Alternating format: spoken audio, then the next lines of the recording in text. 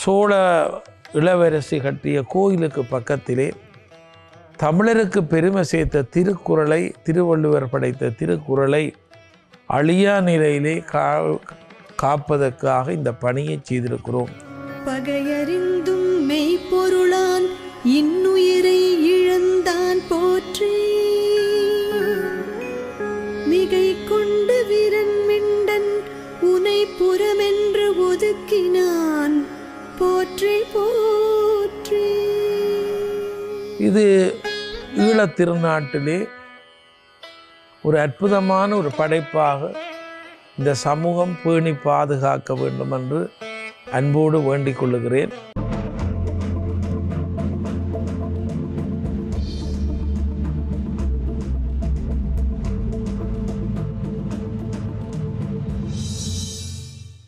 ஒரு நிகழ்ச்சியின் வாயிலாக உங்கள் எல்லோரையும் சந்திக்கிறதுல பெரும் மகிழ்ச்சி. இப்ப நான் எங்க நிற்கிறேன்னு பாத்தீங்கன்னு சொல்லிச்சுனால் யாழ்ப்பாணம் மாவட்டபுரத்திலே உங்களுக்கு தெரியும், இப்பொழுது புதிதாக ஒரு திருக்குறள் வளாகத்தை அமைத்திருக்கின்றார்கள். கடந்த சில தினங்களுக்கு முன்னர், அதாவது கடந்த ஞாயிற்றுக்கிழமை 2ஆம் தேதி அளவிலே இந்த திருக்குறள் வளாகம் திறக்கப்பட்டிருக்கிறது. உண்மையிலேயே மிகவும் சந்தோஷமாக இருக்கிறது. என்னென்னு சொல்லி சொன்னால், இந்த திருக்குறளினுடைய மகிமையை உலகறிய செய்யும் நோக்கிலே இந்த வளாகத்தை அமைத்திருக்கின்றார்கள். இதற்கு பிரதான காரணமாக உங்களுடைய செயின்ட் ஜார்ஜ் செல்வர் கலாநிதி ஆர் திருமுருகன் ஐயா அவர்கள் விளங்கி கொண்டிருக்கின்றார்கள். அவர் நிறைய நிறைய சமூக பணிகள், சமயம் சார்ந்த பணிகளில் ஈடுபட்டு கொண்டிருக்கின்றார். இப்ப கடந்த சில ஆண்டுகளுக்கு முன்னராகவும் யாழ்ப்பாணம் நாவற்குழி பகுதியிலே திருவாசக அரண்மனையை அமைத்திருக்கின்றார். அங்கேயும் இந்த திருவாசகத்தை கருங்கற்களினால் மிகவும் உன்னதமான முறையிலே அமைத்திருக்கின்றார். அதற்கு பிற்பாடு பார்த்தீங்கன்னு சொல்லிச்சுனால் மட்டக்களப்பிலேயும் திருமந்திரத்தை கருங்கற்களினால் அமைத்திருக்கின்றார். இப்பொழுது யாழ்ப்பாணத்திலே மாவட்டபுரம் பகுதியிலே இந்த திருக்குறளினுடைய பெருமையை உலகறிய செய்யும் நோக்கிலே திருக்குறளையும் கருங்கற்களினால் மிகவும் உன்னதமான முறையிலேயே பொறித்து அமைத்திருக்கின்றார். எனவே இன்றைய தினம் இந்த திருக்குறள் வளாகம் சார்ந்த நிறைய விடயங்களை தான் இந்த நிகழ்ச்சியின் வாயிலாக உங்களுக்கு நாங்கள் தொகுத்து காண்பிக்க இருக்கின்றோம். தொடர்ந்து நிகழ்ச்சியோடு இணைந்திருங்கள்.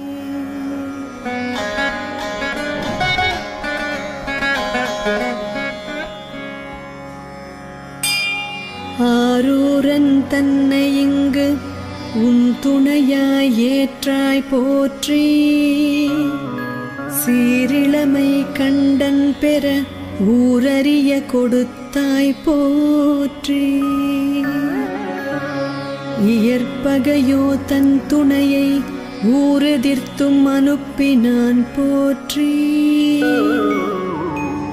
துயர்தந்து பின் நிலை மாற்றம். யாழ்ப்பாணம் திருக்குறள் வளாகம் சிவபூமி அறக்கட்டளையினால் மங்களகரமாக திறந்து வைக்கப்பட்டுள்ளது. மாவட்டபுரம் என்கின்ற சரித்திர பிரசித்தி பெற்ற இடம் கடந்த 30 ஆண்டுகள் போரிலே மிகவும் பாதிக்கப்பட்ட இந்த இடத்தில் வைத்திய கலாநிதி கமலாகரன் என்ற அன்பர், ஆஸ்திரேலியாவில் வசிப்பவர், தனது போரில் பாதிக்கப்பட்ட வீட்டை சிவபூமி அறக்கட்டளைக்கு அன்பளிப்பாக வழங்கினார்கள். சிவபூமி அறக்கட்டளை ஏற்கனவே 2018ஆம் ஆண்டு நாவற்குழியிலே திருவாசக அரண்மனை என்று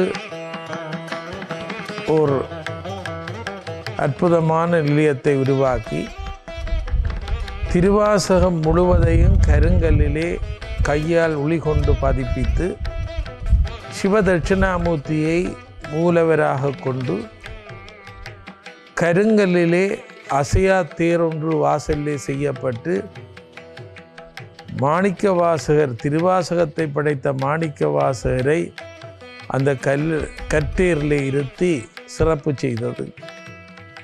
2022ஆம் ஆண்டு கிழக்கிலங்கை வாழ் மக்களின் அன்பான வேண்டுதலுக்கு அமைய கொக்கட்டிச்சோலை தாந்தோன்றீஸ்வரர் கோயில் வீதியில் 3000 திருமந்திரங்களை கருங்கல்லில் பதித்து சிவபூமி திருமந்திர அரண்மனையை கிழக்கு வாழ் மக்களுக்காக உருவாக்கி கொக்கட்டிச்சோலை தாந்தோன்றீஸ்வரர் ஆலயத்திடம் ஒப்படைத்திருக்கிறோம்.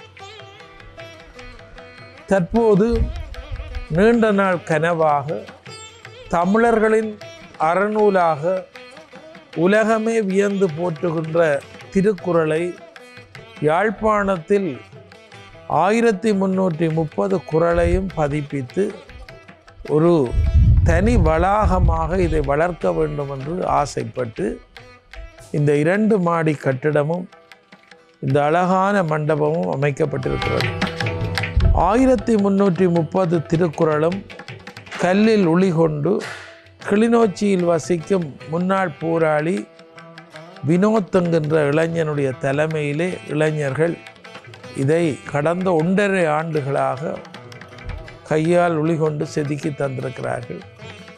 அதற்கு பின்னால் இங்கே திருக்குறளுக்கு ஜிஜு போப் தொடக்கம் வீரமாமுனிவர் பல பேர் ஆங்கிலத்திலே மொழிபெயர்த்திருக்கிறார்கள். நாங்கள் அமெரிக்க ஹவாய் சைவ ஆதீனத்தினுடைய மொழிபெயர்ப்பும் வேறு மொழிபெயர்ப்பையும் இணைத்து ஆங்கில மொழிபெயர்ப்பை இரும்பு தகட்டிலே அச்சு மூலமாக பதிவு செய்து இங்கே காட்சிப்படுத்தி இருக்கிறோம். அதே போல சிங்களத்திலே பல வருடங்களுக்கு முன்னால் மொழிபெயர்க்கப்பட்டிருக்கிற திருக்குறள் உரையை இங்கே காட்சிப்படுத்தி இருக்கிறோம். பகையறிந்தும் மெய்ப்பொருளான் இன்னுயிரை இழந்தான் போற்றி மிகை கொண்டு வீரன் மிண்டன் உனை புறமென்று ஒதுக்கினான் போற்றி போற்றி.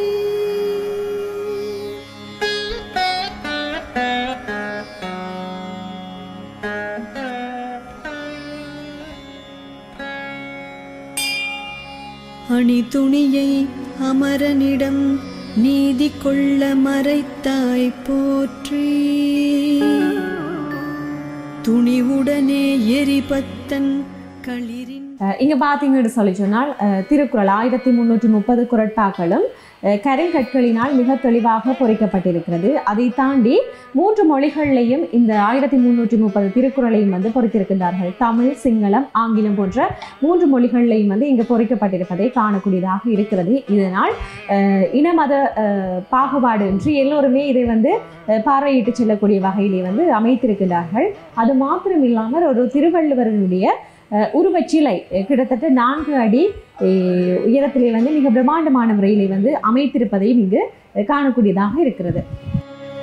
உன் சின்னம் கண்டு ஏனாதி பகையிடமே தோற்றான். தமிழர்களுடைய காலத்து காலம் எழுத்து வடிவங்கள் எப்படி மாற்றம் பெற்றது என்பதற்கு அமைவாக 1ஆம் நூற்றாண்டிலிருந்து 20ஆம் நூற்றாண்டு வரை தமிழ் எழுத்து, உயிரெழுத்து, உயிர்மெய் எழுத்தினுடைய வடிவங்களை இங்கே காட்சிப்படுத்தி இருக்கின்றோம்.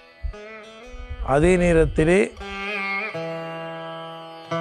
திருக்குறள் ஆராய்ச்சி நூல் நிலையம் இங்கே உருவாக்கப்பட்டிருக்கிறது. சுமார் 40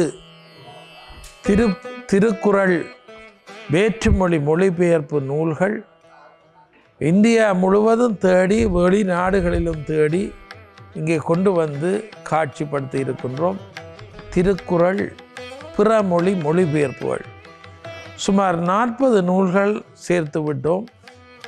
சுமார் 120 நூல்கள் மொழிபெயர்க்கப்பட்டு விட்டதாக, 120 மொழிகளிலே மொழிபெயர்க்கப்பட்டதாக பல அறிஞர்களும் கூறி வருகிறார்கள். ஆனால் எங்களுக்கு இதுவரை 40 மொழிகளிலே மொழிபெயர்ப்பு புத்தகங்கள் கிடைத்திருக்கிறது. அது எங்களுடைய அன்பர் ஒருவர் புதுடெல்லி பல்கலைக்கழகத்திலே அரசு அறிவியல் துறையிலே பட்டப்பின் படிப்பை மேற்கொண்டிருக்கிற மகாசேனன் என்று இணுவிலை சேர்ந்த இளைஞன் இந்தியா முழுவதும் தேடி 40 நூல்களை இங்கே கொண்டு வந்து சேர்த்திருக்கிறார். அதே போல இலங்கை தமிழர் ஒருவர் டெனிஸ் மொழியிலே திருக்குறளை மொழிபெயர்த்து தானே கையிலே கொண்டு வந்து தந்திருக்கிறார். இங்கே கஜேந்திரன் என்ற இளைஞர். கீழே இருக்கின்ற ஆராய்ச்சி நூலகத்திலே பல அறிஞர்களுடைய திருக்குறள் உரை நூல்கள் காட்சிப்படுத்தப்பட்டிருக்கிறது. நலம் பெறவே கண் கண்ணப்பன் கொடுத்தான் போற்றி வறிய நிலையில் குங்கிலியன் நினைந்துன்னை துதித்தான் போற்றி விரிந்த கஞ்சரனுன் சொல் கேட்டான். 1830கள் தொடக்கம் வெளிவந்த திருக்குறள் நூல்கள் பற்றிய முன்பக்கம் இங்கே காட்சிப்படுத்தப்பட்டிருக்கிறது. ஈழத்திலும் 2 பெரியவர்கள் திருக்குறளுக்கு உரை எழுதியிருக்கிறார்கள்.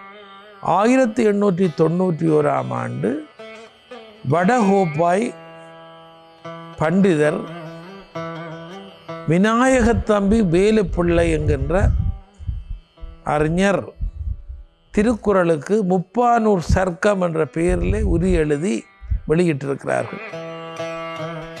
சென்ற ஆண்டு யாழ்ப்பாணம் வடமராட்சியைச் சேர்ந்த முனைவர் கலாநிதி மனோன்மணி சண்முகதாஸ் அவர்கள் திருக்குறளுக்கு ஈழத்திலே ஒரு பெரிய உரை எழுதியிருக்கிறார்கள்.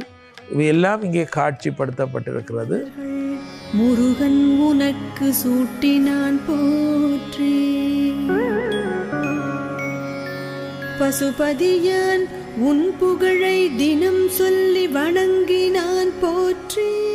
இந்த மேல் மாடியிலே ஒரு தியான நிலையம் அமைக்கப்பட்டிருக்கிறது. யோக பயிற்சிக்காகவும் தியான பயிற்சிக்காகவும். அதைவிட 4 நவீன வசதி கொண்ட அறைகள் இருக்கிறது. வெளிநாடுகளில் இருந்து திருக்குறளை ஆராய்ச்சி செய்ய வருகின்றவர்கள் தங்கி செல்வதற்கு மற்றும் எதிர்காலத்திலே சான்றோர்கள் வந்து நிற்பதற்கு வசதி ஏற்படுத்தப்பட்டிருக்கிறது.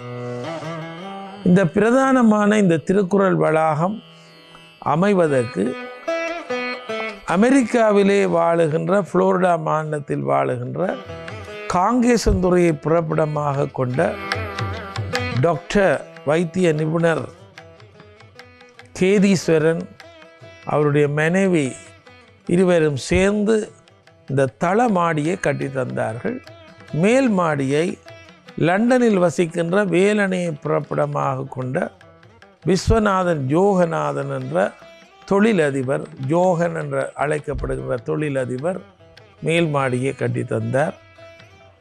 டாக்டர் ஷன் சுந்தர் என்று அமெரிக்காவில் இருக்கின்ற பெரியவர், கனடாவில் இருக்கின்ற உதயகுமார் என்ற அன்பர் இந்த விராந்தைகளை கட்டுவதற்கு உதவினார்கள்.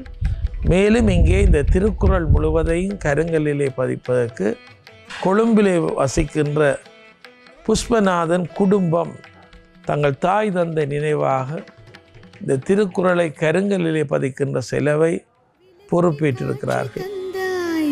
போற்றி போற்றி.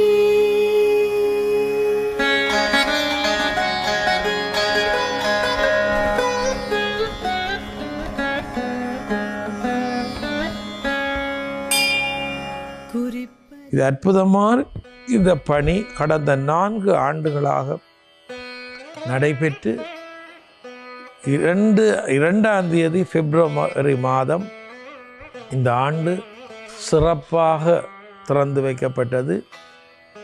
இந்தியாவிலே புதுடெல்லியிலே உயர்நீதிமன்ற நீதியரசர்களில் ஒருவராக விளங்குகின்ற அறிஞர் அரங்க மகாதேவன் அவர்கள் பிரதம அதிதியாக வந்து திறந்து வைத்திருக்கிறார்கள். அவர்கள் திருக்குறளிலே மிக பாண்டித்தியமுடைய அறிஞர், சங்க இலக்கியத்திலே பாண்டித்தியமுடையவர். அவர்கள் வந்து சிறப்புரை ஆற்றி இந்த மண்டபத்தை திறந்து வைத்திருக்கிறார்கள். திறப்பு விழாவிலே ஏராளமான மக்கள் கூடினார்கள். இப்பொழுது தொடர்ந்து வந்து பார்வையிடுகிறார்கள். எடுத்து வெட்டினான் போற்றி, ஊரறிய அற்புதங்கள். இது ஈழத் திருநாட்டிலே ஒரு அற்புதமான ஒரு படைப்பாக இந்த சமூகம் பேணி பாதுகாக்க வேண்டும் என்று அன்போடு வேண்டிக் கொள்ளுகிறேன். ஏனென்றால் எத்தனையோ இரவுகள் நித்திரை முழித்து கஷ்டப்பட்டு இதை உருவாக்கி இருக்கின்றோம். இவையெல்லாம் எதிர்கால தலைமுறைக்கு ஒழிய எங்கள் சந்ததி இவற்றை பேணுவதற்காகத்தான் நாங்கள் உருவாக்கி இருக்கிறோம். போரிலே அழிந்து போன இந்த மாவட்டம் இப்பொழுது மீளக்குடியம் வந்து புத்துயிர் பெற்று எதிர்வரும் பங்குனி மாதம் மாவட்டம் கந்தசுவாமியாருக்கு கும்பாபிஷேகமும் நடைபெற இருக்கிறது. இந்த வேளையிலே சோழ இளவரசி கட்டிய கோயிலுக்கு பக்கத்திலே தமிழருக்கு பெருமை சேர்த்த திருக்குறளை, திருவள்ளுவர் படைத்த திருக்குறளை அழியா நிலையிலே காப்பதற்காக இந்த பணியை செய்திருக்கிறோம். எல்லோரும் இதை பேணி பாதுகாத்து கொள்ள வேண்டும்.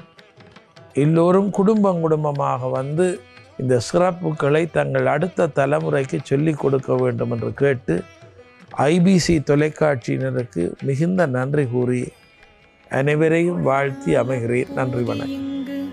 இழந்த குலம் அடைந்தான் போற்றி, தன் துணையை நக்கனுமே இணை சேர உதவினாய் போற்றி. இன்றைய தினம் பார்த்தீங்கள் என்று சொல்லிச்சினால் இந்த திருக்குறள் வளாகம் சார்ந்த நிறைய விடயங்களை இந்த நிகழ்ச்சியின் வாயிலாக நாங்கள் உங்களுக்கு தொகுத்து காண்பித்திருந்தோம். உண்மையிலேயே இந்த திருக்குறளை வந்து அழிய விடாமல் பேணி பாதுகாக்கும் நோக்கத்தில் தான் இந்த திருக்குறள் வளாகம் வந்து மிக பிரம்மாண்டமான கட்டட அமைப்பிலே வந்து அமைத்திருக்கின்றார்கள். அது மாத்திரம் இல்லாமல் எதிர்கால சந்ததியினருக்கு பயன்படக்கூடிய வகையில் வந்து அமைக்கப்பட்டிருக்கிறது. அதை விட இந்த யாழ்மண்ணுக்கு பெருமை சேர்க்கக்கூடிய வகையில், யாழ்மண்ணுக்கு மாத்திரம் இல்லாமல் எங்களுடைய தாயக பிரதேசத்துக்கு, அதாவது இலங்கை திருநாட்டிற்கே பெருமை சேர்க்கக்கூடிய வகையிலே இது அமைந்திருப்பதையும் காணக்கூடியதாக இருக்கிறது. சரி, நாங்களும் நிகழ்ச்சியில இருந்து விடைபெற்று செல்லும் நேரம் நெருங்கி வந்துட்டது. இன்னும் ஒரு சிறப்பான நிகழ்ச்சியில் சந்திக்கும் வரை உங்களிடமிருந்து விடைபெற்று செல்லும் நான் என்று உங்களை சாந்தகுமார். நன்றி, வணக்கம் நேயர்களே.